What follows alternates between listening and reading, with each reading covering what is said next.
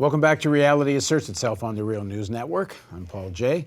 We're continuing our series of interviews with Salvatore Babones, who now joins me again in the studio. Thanks for joining us. Thanks for having me on. So one more time, Salvatore is an associate professor in sociology and social policy at the University of Sydney. He's also a fellow at the Institute of Policy Studies, and his latest book is 16 for 16, a progressive agenda for better America. So now we're going to move on to chapter 3, support public education, which you say we should do. Absolutely. On the other hand, you say in the same chapter, we actually learn very little at school, so why bother? Well, public education is not about teaching subjects, teaching people the facts of history or the facts of science. Now that may seem strange coming from someone with 2 master's degrees and a PhD, right?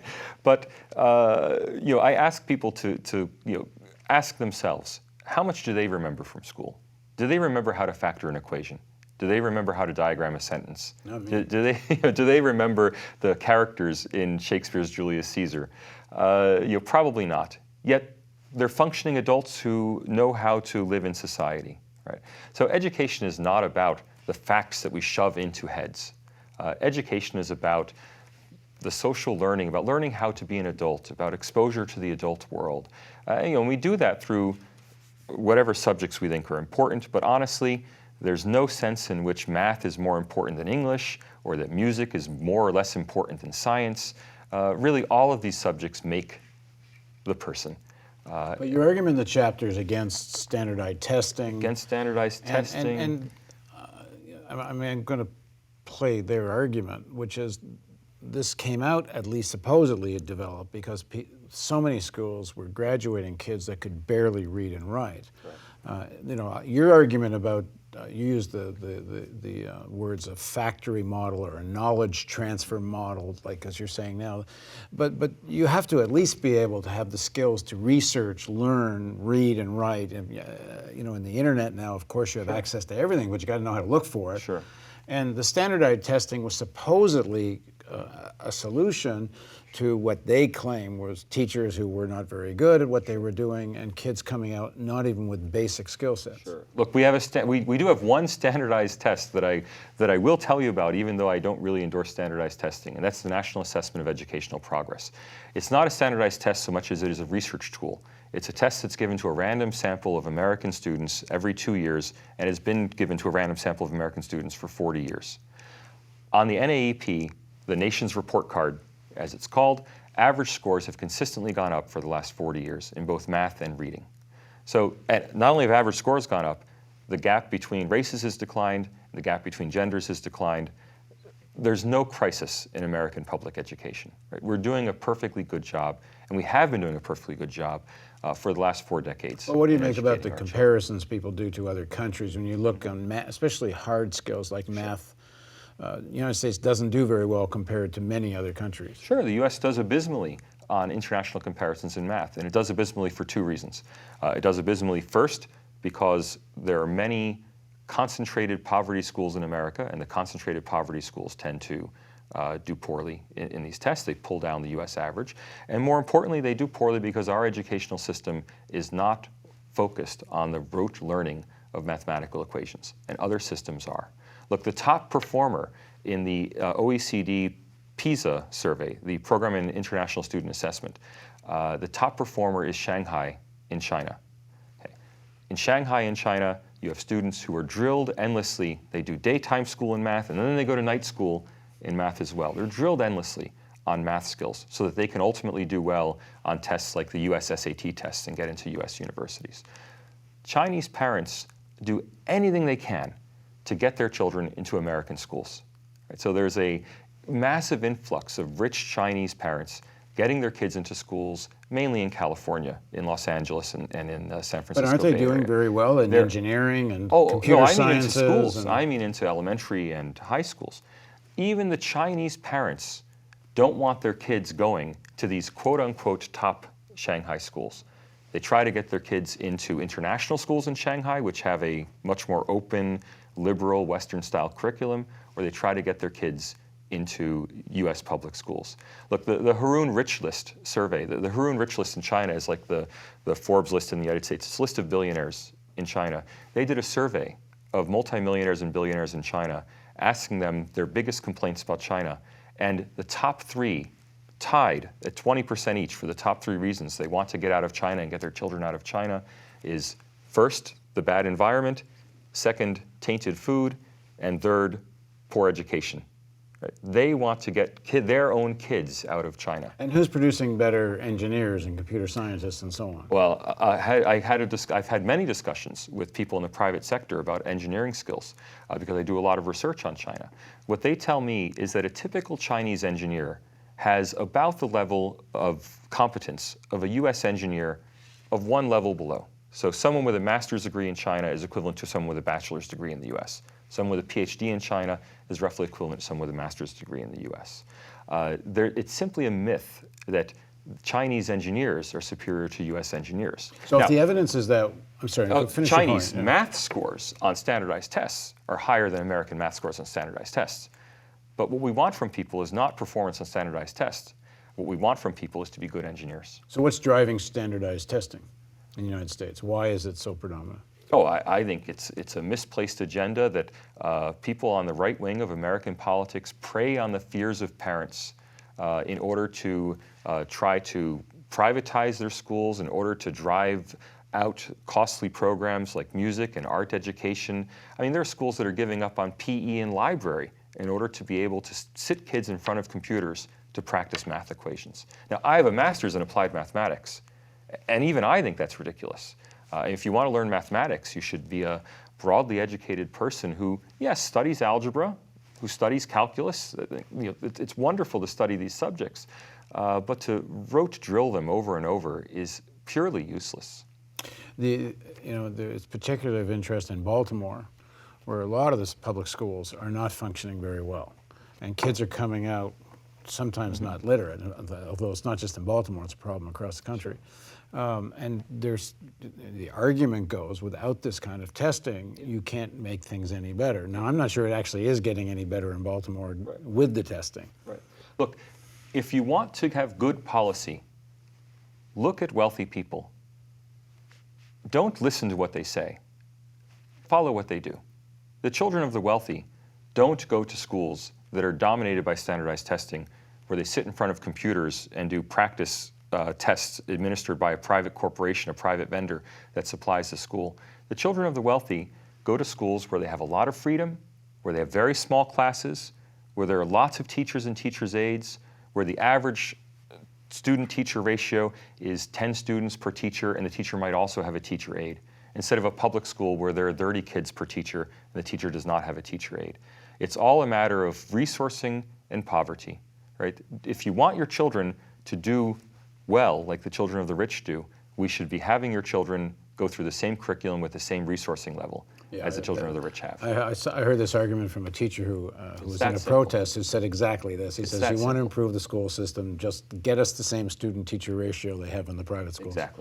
Exactly. And give more resources and training to teachers, obviously. Oh, look, I believe in unionization for teachers because it protects their ability to follow their conscience and do what's best for their students. I think teachers should be treated as professionals. I think teachers should be well paid.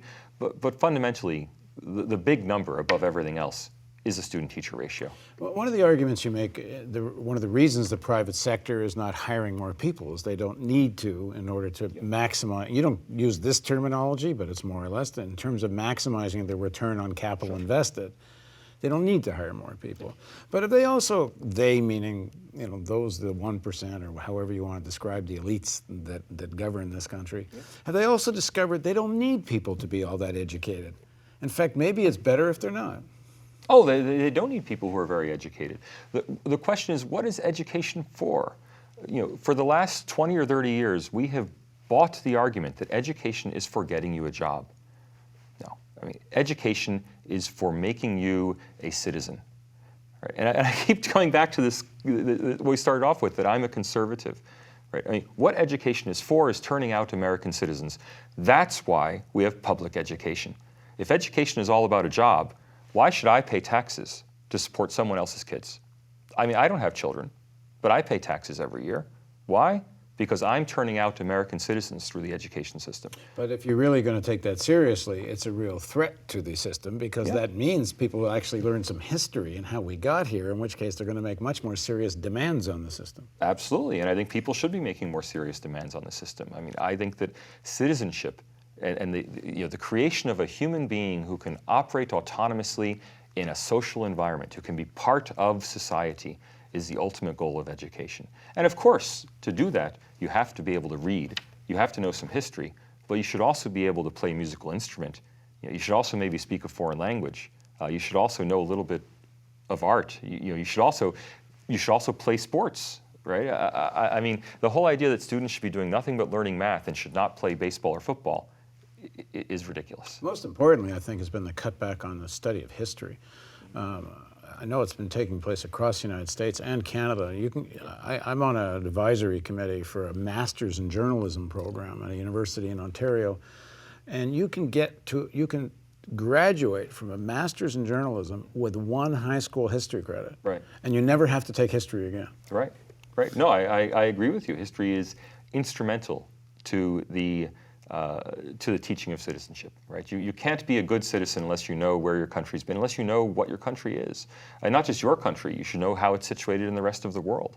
But that's not the focus of the so-called reform efforts coming from the right wing in America.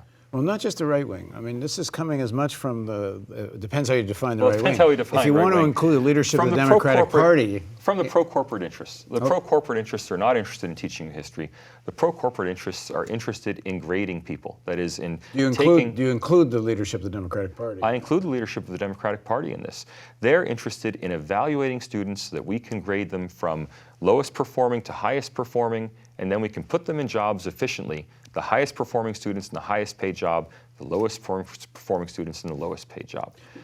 And that's not what education should be about. It shouldn't be, but if you have real education, then people are going to start to question, Sure.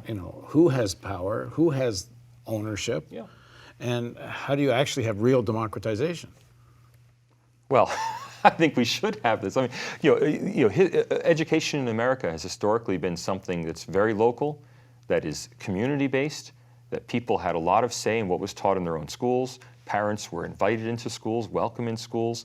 Now, what I'm describing there is a rich person's cooperative private school today, but that's also the public school of 50 years ago, right? It's the American tradition that education should be about forming citizens. It's only in the last 20 or 30 or 40 years that it shifted to education being about a high-stakes gamble to get yourself a higher paying job in life. Yeah, but education, even when It's always been connected. Yeah, but when I grew up, education was, in terms of, if you talk about history and mythology, it was crap, frankly. I mean, we grew up with the Cold War mentality and the Cold War version of history and so on. But I take your point. At least there was some value in actually graduating with some skill sets of reading and writing and having some comprehension of life. I used to work in a very technical job on Wall Street doing financial risk management for a major a major U.S. financial conglomerate, and my job involved doing risk analysis of credit card portfolios. I never used any of my advanced mathematical training. I sat in front of a computer and I moved levers here and there and saw what came out in terms of a value added value added according to a certain marketing proposal. Now, I'm not saying we don't need to know mathematics. I'm not saying it's not valuable. I'm saying that most engineers, most finance people, most people working in insurance companies today rarely use mathematics, never use calculus, never use algebra, right? At most, they have to be numerate. Well, all of this emphasis on math education, look, it's not misplaced. My mother's a math teacher. I teach social statistics. I think it's great to know some mathematics, but I don't think it's any more important than knowing history and social studies and art and music and gym. Which is all being gutted in the public system. In order to increase test scores on math and English, because math and English are on the SAT test, and math and English are in the international comparisons, and the core curriculum increasingly focuses on math and English. Okay, let's go on to the next chapter, which is Medicare for all. Medicare for all. So we've done a lot of this on the Real News Network, as anyone watches knows. But the basic argument, go ahead. It's very simple. Medicare works. It doesn't work perfectly. It has problems, but it works. It works much better than the private healthcare system, and it is meaningless. It is ridiculous to have everybody over age 65 covered by national health insurance and not cover the rest of the population. If it's good for people over age 65, it's good for people over age 60, it's good for people over age 50, it's good for everybody. So we're not going to get into the details of this because we've done this on the Real News dozens and dozens of times. But I have a question. I don't know if you have, because you've done a lot of country comparative work. Right. It's not like capitalism is fundamentally different in Canada or Europe. I mean, they have the same thing. They invest money, they want a maximum return, and so on and so on. In all those countries, it was in the interests of the system itself to have a national health care plan of one form or another. This is the only place in the industrialized world that doesn't have one. Why? In every country, it's been a political battle, and in every country, the progressive forces have won and gotten themselves universal health care. But that included sections of capital that saw the need for a national plan. Like, for example, in the auto industry in Canada supported having a national plan because it was way cheaper for them, frankly, than having to pay individual pay. Because the highly unionized places, it was costing them a lot of money for health care. Look, the problem here is the problem, as in much of American policy, the problem is inequality. And the problem is inequality because when you have very high inequality, like we have in America, corporate executives don't take positions in the interest of the companies. They take positions in the interest of themselves. Right? So it may not be the interest, American companies would benefit enormously from having universal health care in America. All their employees are covered. They don't have to worry about it. They don't have to offer health insurance. They don't have to worry about their sick employees not showing up to work. Everybody's covered. But rich American individuals who run those companies would have to pay higher taxes. And that's what it comes down to in the end. Yes, there's some industries that would lobby against universal health care, but most industries would benefit. But it's the same with universal health care as it is with high marginal tax rates. I mean, if you think about it, why does the American Chamber of Commerce care about tax rates? After all, their members are corporations. They don't pay individual income taxes. If anything, they should be thrilled. Tax rich people more and provide more infrastructure for their businesses to run. They're against it because their chief executives are against it. And their chief executives make enormous amounts of money. They don't want to pay taxes, and they don't want to support education, and they don't want to pay for health care. Okay. We'll continue this in one more segment. Please join us with Salvatore Babones on Reality Asserts Itself on the Real News Network.